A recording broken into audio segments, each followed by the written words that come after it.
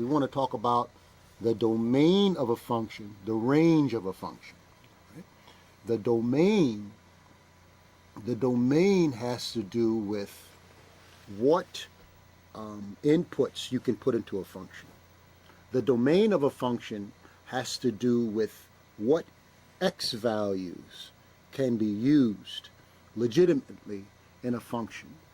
And the range has to do with, after you substituted in the x values, what would the resulting y values be? So as we talk about domain, we're talking about x values that can be substituted into a function.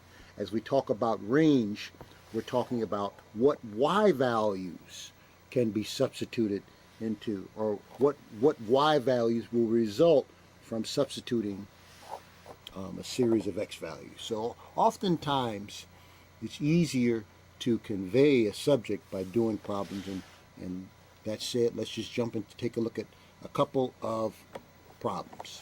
All right, so let's say we have something like f of x is equal to x squared minus 2x.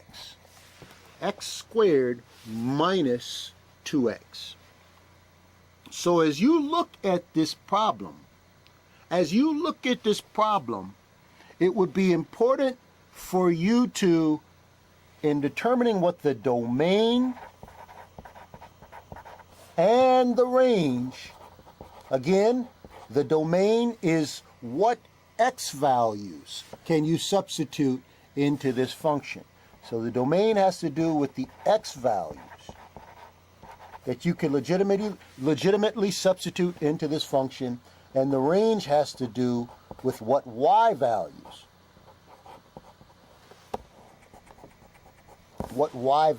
will result after you substituted.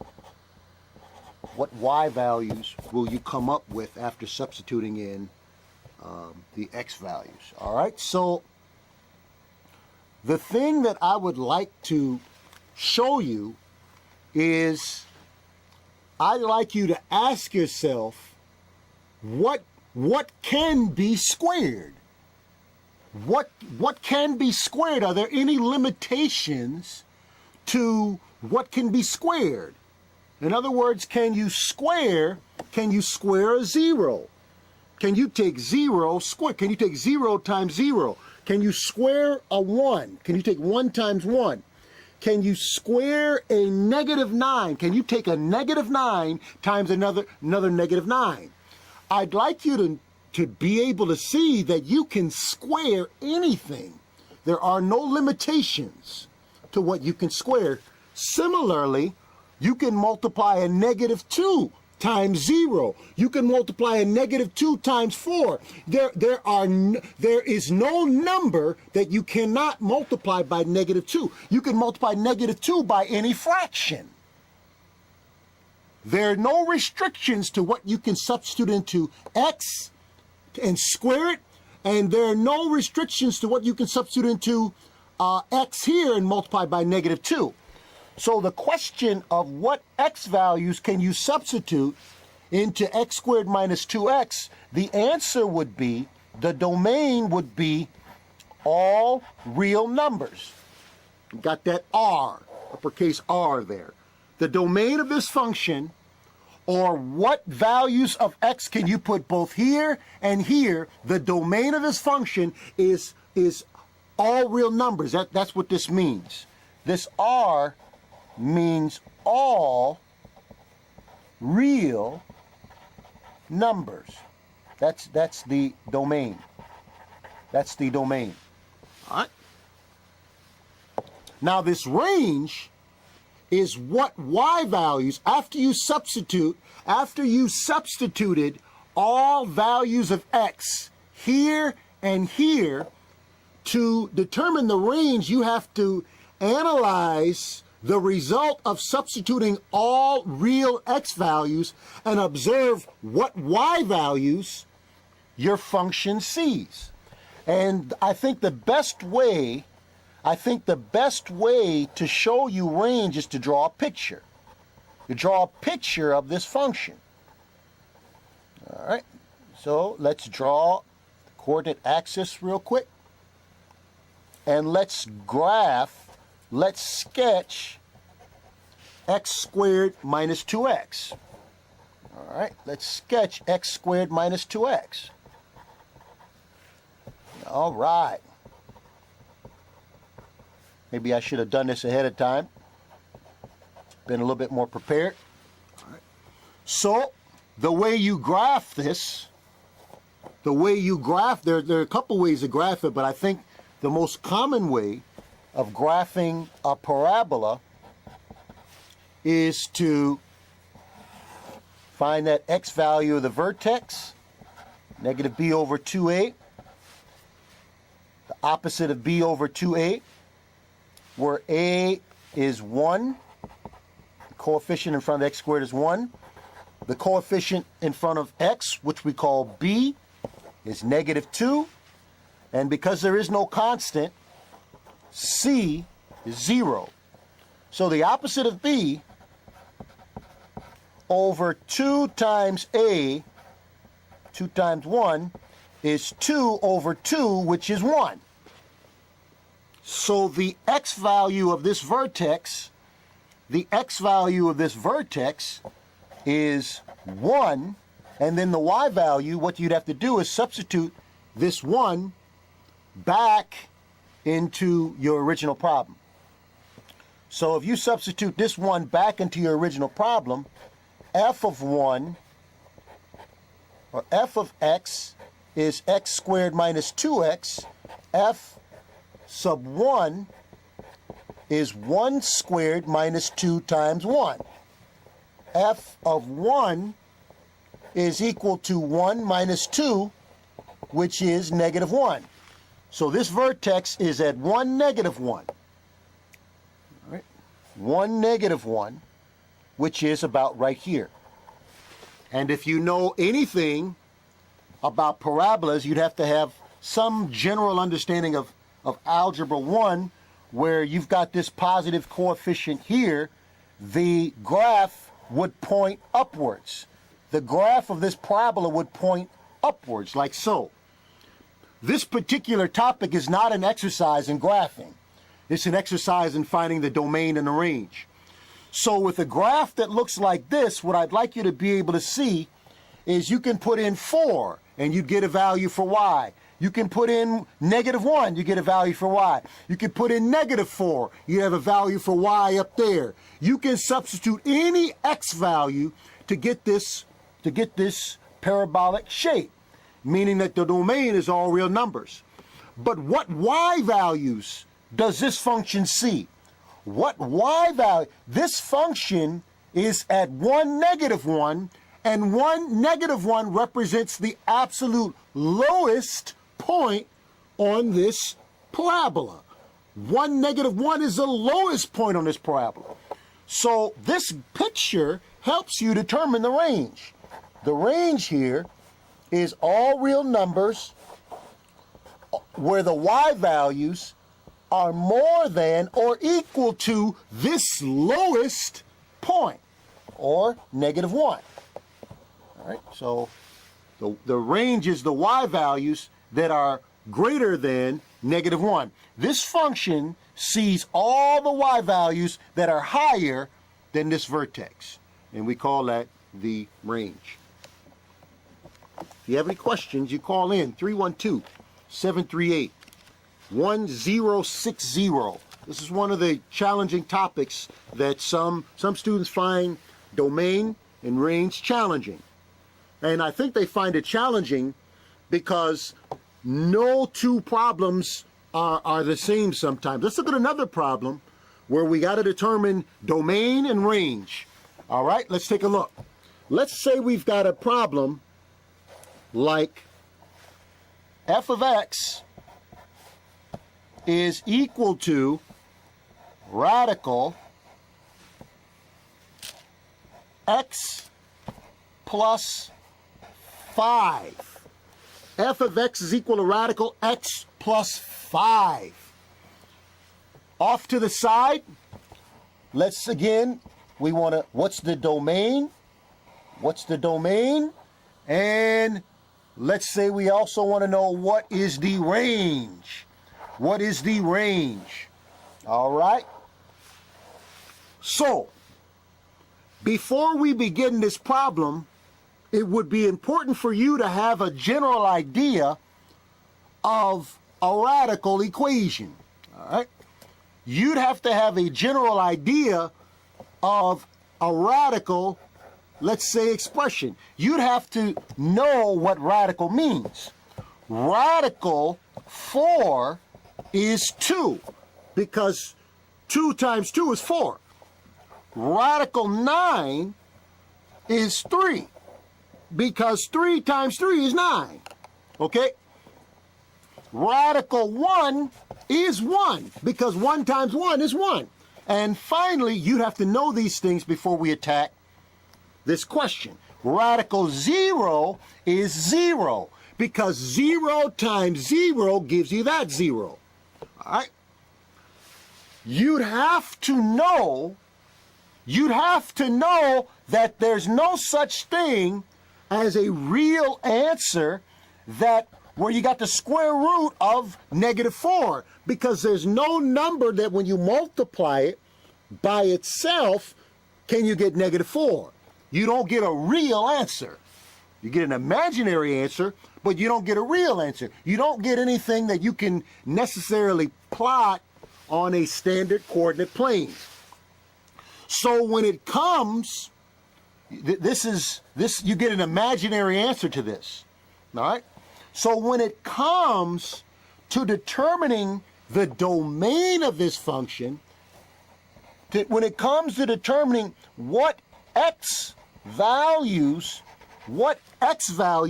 you can substitute into here, you'd have to understand that I can have a 0 under a radical. I can have a 1 I can have anything more than 0 legally under a radical.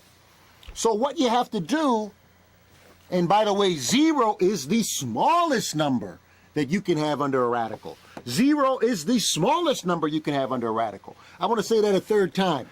0 is the smallest number that you can have under a radical. So what you'd have to do in looking at this problem is understand that, again, as you see a radical in this problem, you'd have to remember down here that 0 is the smallest number that can be under a radical. Well, if 0 is the smallest number that can be under a radical, the smallest number, you can easily determine what x should be in order to produce 0 under this radical. And that number would be -5.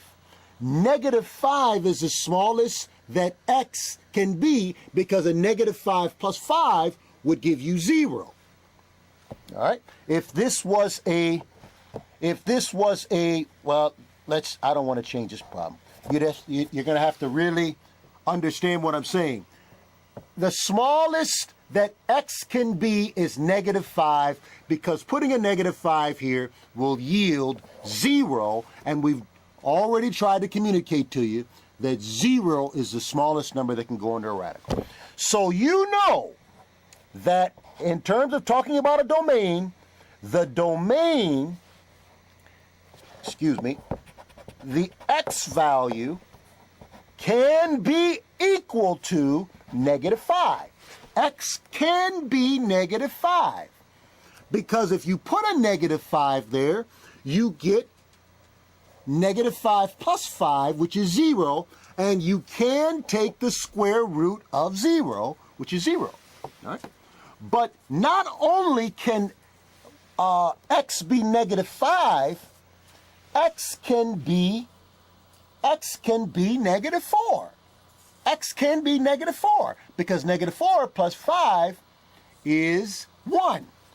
X can also be something like -1. X can be -1, because -1 plus 5 is 4, and you can take the square root of 4. Not only can x be negative 1, x can be negative 4. Because negative 4 plus 5 is 1, and you can take the square root of 1. So the point I want you to be able to see is not only can x be negative 5, x can be numbers that are greater than negative 5, like negative 1, like negative 4, or like any number greater than negative 5. So the domain here is all real numbers where x is greater than negative 5 or equal to negative 5. Notice how this is a little bit different. This is a little bit different from the problem that we did here, but it's still the same concept of a, you're determining what x values can you substitute into the problem. What x value can we substitute into this problem? Negative 5 and anything more than negative 5.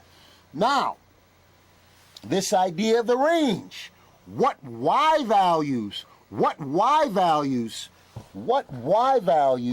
will this function see after you substituted in all of these x values? I think another sketch would be appropriate. Another sketch would be appropriate.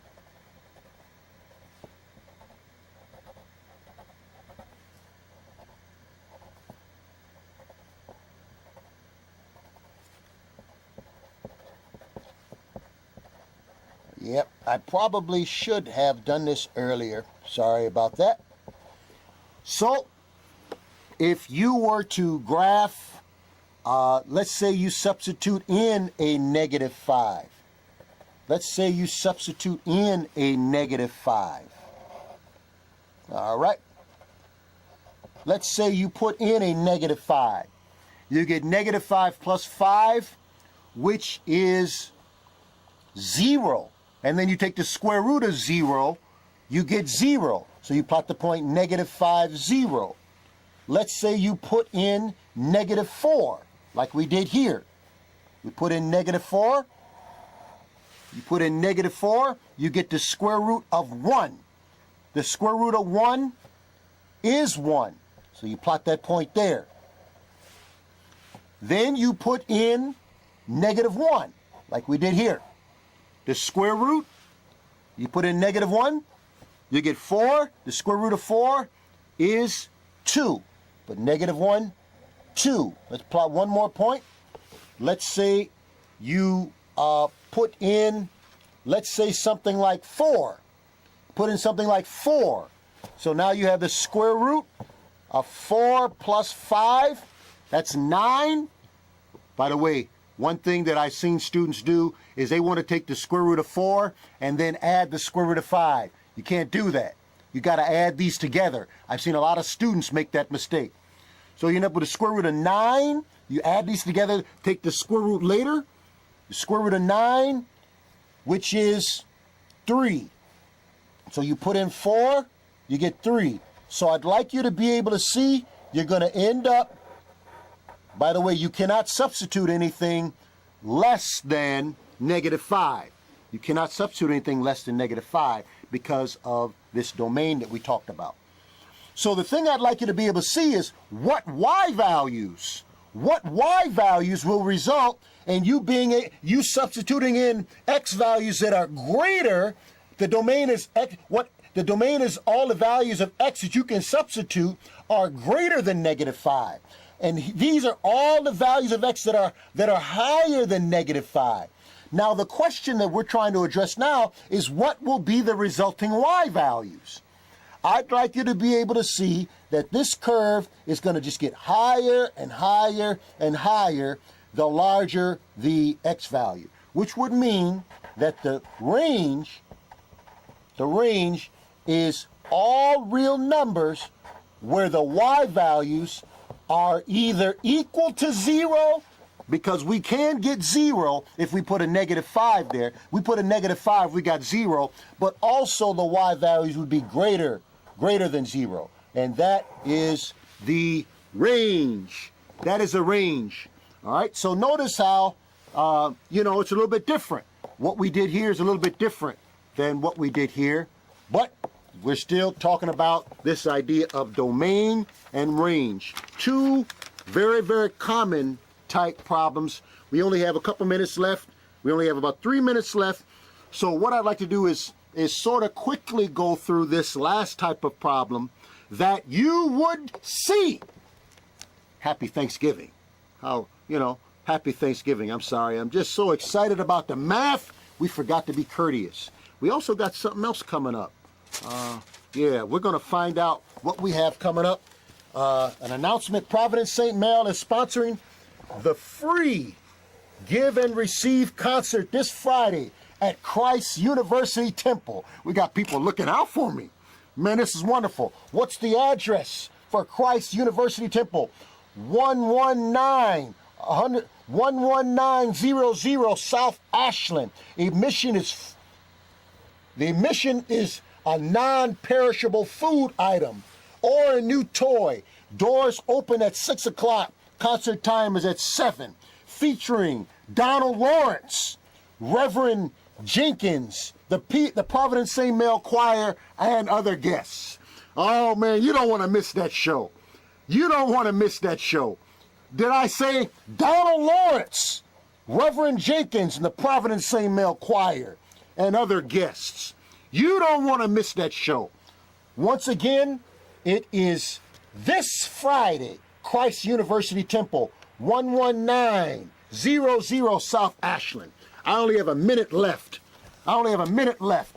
Let's see if we can get one more problem in. So we got y is equal to x minus 3 over x plus 3. The thing that you got to know about this kind of problem, what are the restrictions that you can put in for x? Well, if we had time, we'd talk at length, but you can never have 0 in the bottom of a fraction. You can have any number in the top. You can have any number in the bottom except for 0 in the bottom. So the domain of this is all real numbers. You can use all real numbers except for one number you can't have. You can't have one number, and that is the one number that would yield the forbidden 0 in the denominator. So the domain here is all real numbers except x equal 0. You cannot have, you cannot have x be -3, because if you put a -3 there, you'd get the forbidden 0 in the denominator. And then the last thing I want to show you, we're out of time. We only have 1 minute left. This problem came from a textbook. Where you've got the graph that looks something like this, okay? Something like this. And the question is, what will y never be? We're really short on time. The thing I'd like you to be able to see here is y would never be 1. Y would never be 1. If you have x minus 3, x plus 3, you'll never be able to put in a number and get 1. So the range for this, the range is all real numbers except y cannot be equal to 1. That's all.